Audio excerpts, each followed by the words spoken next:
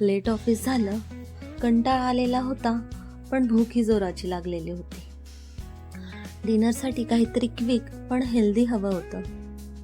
So nonstick पॅनमध्ये तूप टाकलं आणि शिमला मिर्च, गाजर आणि फ्लावर ह्या भाज्या शॅलो फ्राय केल्या.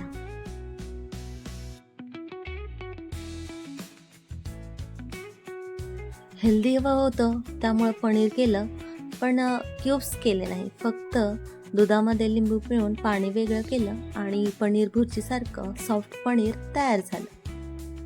इकडे आपला छानपैकी कांदा भाजून त्यामध्ये आलं, लसूण आणि हिरवी मिरची टाकून थोडेसे टोमॅटो हे सर्व भाजल्यानंतर याच्यामध्ये चवीसाठी लाल तिखट, हळद आणि चाट मसाला आणि थोडासा पाण्याचा शिंतोडा देऊन वरून सर्व फ्राय केलेल्या भाज्या मिक्स केल्या आणि त्याच्यामध्ये दुधाचं घरीच केलेलं पनीर मिक्स केलं.